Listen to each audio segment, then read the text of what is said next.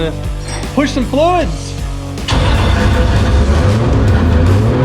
Dylan's car is getting super close to getting wrapped up and fired up, so I took some time and worked with him to get his new wiring harness in. So on today's episode, you're gonna see just a couple little tips and tricks about how to route a wiring harness. There are certain things that you always want to look for. I mean, this is a professionally built harness from Unicorn Garage, but there are certain things that I like to do to tie the wires together, get them pushed out of the way of anything that would be, hot or abrasive, or if it's rotating, like the alternator belts. And you want to make sure that you use certain things like cushion clamps to route the harness in a nice way, keeping it away from heat, anything dangerous, anything that could potentially damage that wiring. And so we're just going to go through. Got a couple time lapses set up. You'll see a lot of work. You see me cramped up in the back of the car for a little bit, but that's all part of working on cars. So check it out. So now we got this guy tied up. So I got it laid up and across the top side of this valve cover. We got these wheels that are spinning on the inside of here. We do have the timing cover on there, but in case that ever comes off, I didn't want to run it too close to all of this and have it be too hot for the harness. This is a nice, easy place for it to lay. Didn't want to come across the front as it's not too aesthetically pleasing. Definitely not down by this spinning crank pulley. And then we got the coolant temp sensor right here, which is exactly where you want it, coming out of the engine. The hottest point of the water is fresh from the head right before it goes back to the radiator. Also laid over here is the turbo speed sensor. So we got this tied up to the one of the water lines. This is shielded. It's not going to be too hot, but I threw a little zip tie on there so this thing isn't just banging around and potentially damaging this connector. So comes around here, and this is the turbo speed sensor that will actually read the RPM of the turbo by this little magnet, which you might be able to see right in there, and it measures each blade as it goes by to give us the turbo wheel speed, which is going to be up in like the 150,000 RPM, something insane. That's going to allow us to see if we are overspeeding this turbo to try and get the power that we want, since this is a slightly smaller turbo than what most people run, but it's the first of its kind from Garrett, the G35 1050. So we're going to push it to the limit and see if it can make the power numbers that we want out of a FD level pro drift car. And then this is a really nice unit that Unicorn Garage set us up with. These are G35 Nissan coils, coil over plug setup, not wires to a box or anything like that. It comes with this fancy little bracket. He laid the wiring harness in here perfectly, just like the way I'd like to see it. So everything just really nicely laid in there. He did a really killer job on it. Whenever I'm doing injector wires, just so there's a little less confusion, I always push them up in pairs. So it's like you got 1 and 2, you got 3 and 4, and you got 5 and 6. So this is our nitrous little display, little outlet setup. So we got nitrous pressure, which will be on the end of this. It's a 2000 PSI gauge. So we run nitrous up in the 1100, 1200 PSI. Sometimes it hits 1500, so it really gets up there. And then you got your actual plug for, which one is this? That's the nitrous solenoid. And then this one will be the purge solenoid. And lastly up front is the headlights. So what Brian did over at Unicorn Garage is he just left little pigtails. So I'm just gonna add some connectors to those once they're all laid in. We're leaving the front end off to get the first fire in so that we can actually make sure we can see any potential leak, have better access to the engine. All nicely tied together, looking really, really clean. So just the way you want a wiring harness. But in here is where it actually gets really nice. As you can see, this is that big auto sport connector where the engine harness comes through, and then this is the dash wire, comes up, runs across into his dash unit, and then you can see you just got like a nice breakout, nice little wave going. All the wires just line up perfectly, and then same thing with here. You got a nice little bundle of wires that comes up to the relay box, and then the Motec DHB, and then lastly it all joins together at the Motec PDM. This is what we'll be going through the entire harness with now that it's laid in, are these little cushion clamps. Some people call them P clamps, some people call them Adele clamps, but they are many different sizes. And these are the ones with the slip over rubber, and it's a much nicer, softer piece for the wiring harness. And then as we move into the back, and this is where I spent most of my time last night, was getting this all routed in. There's a lot of things to consider with getting these connectors right up on top so they're easy to access. I went and made all these little extensions so these eyelets will stay on the fuel cell. See, I got them laying in there nice, and they plug in right like that.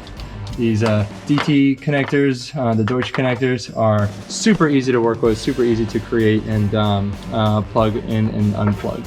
So now one of the things I was explaining about trying to find proper wire routing is over here we have the O2 sensor. This wire, it's a little long, and so you want to make sure it's not going to dangle and hit this hot exhaust pipe.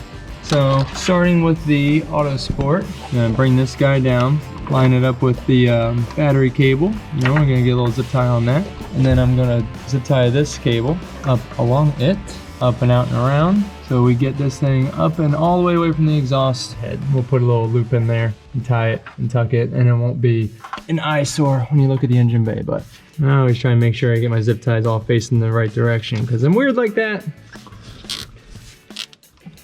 And then now, these are called flush cuts. It comes right up to the edge. So you know how normally when you cut a zip tie, it gets really sharp and wants to cut your hands? Well, yeah, no problem.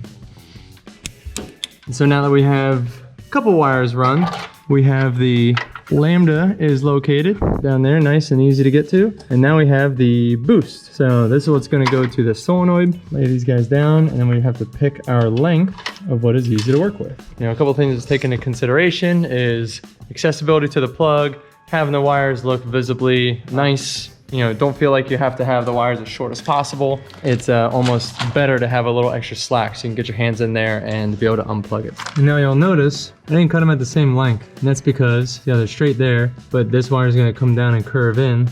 And once I do that, now they're the same length. Something else to think about. Since Brian is so awesome, he sent us like nice little labeled connectors. First we're gonna dig out the pins. Since that holds a little terminal right in there, nice and center. See how it's got the 4 different crimps on it. I'm gonna take this wire.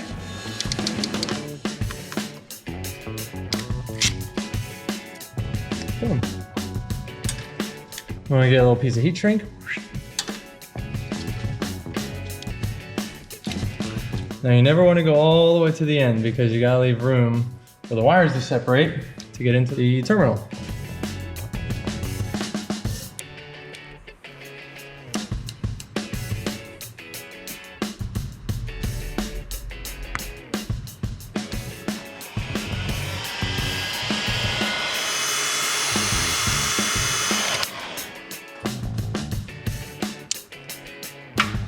So yeah, we're getting to the point where it's starting to push some fluids. Yeah, let's do the water first.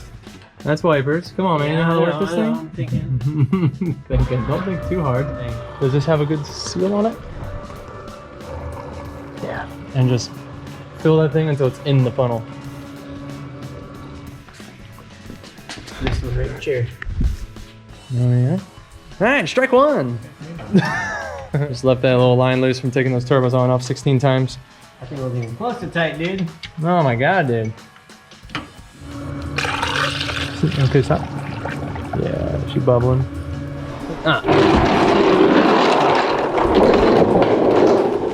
Boy. Get a little leak off the pump. Pump sounds much better now. She's humming away. No leaks. Full of water.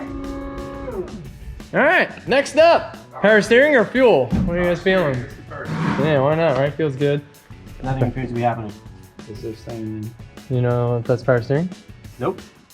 Yeah. I think so. I think he said he was gonna special order the button. Let's check voltage. So there's 2 things we can do. One, we can jump it and wait for biddies and check for leaks, or we can chase after electrical stuff that is going to take us forever. Oh yeah, there you go. Yeah, getting straight to it.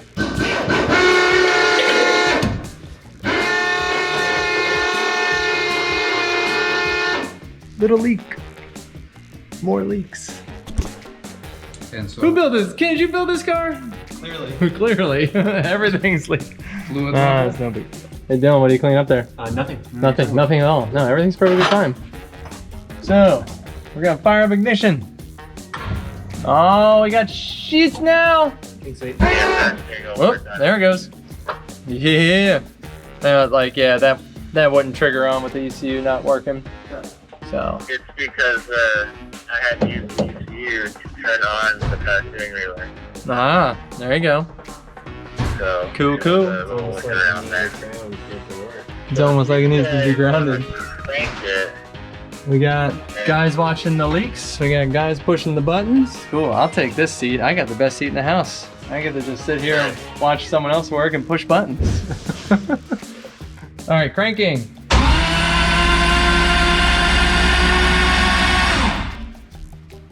Ready for another?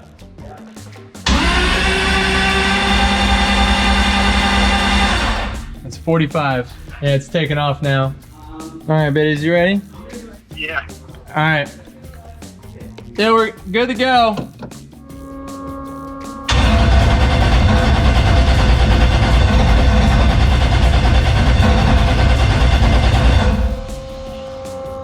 She's trying, but it's not catching.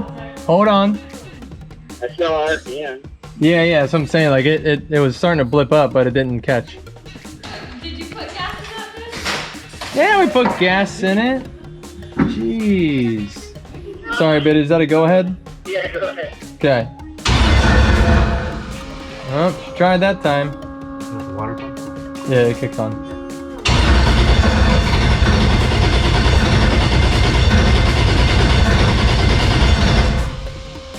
It almost fired right when I kicked it. I think it's just like a little flooded up. Yeah, it might be. Clear.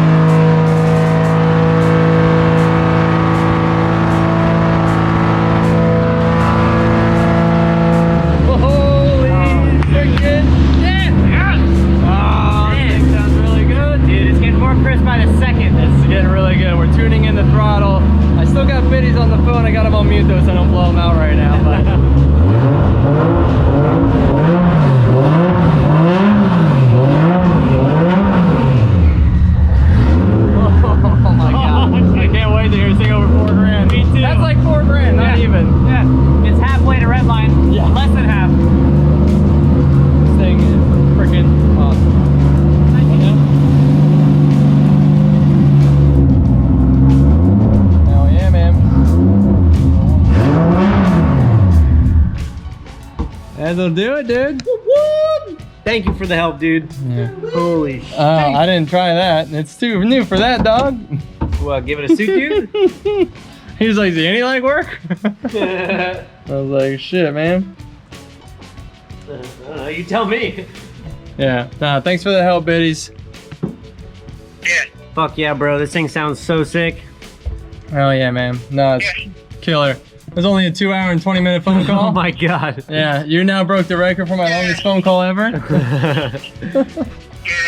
Yeah. No, it's sick, man. Thank you. Biddies, thank you so much, dude. Yeah, for sure. That's a freaking job done, dude. That's the job almost done. We still got some stuff to do, but Oh, there's stuff to do. There's stuff in Man. my car to do too, but feels so good to have it running. Oh my god. It's an actual car now. look at that.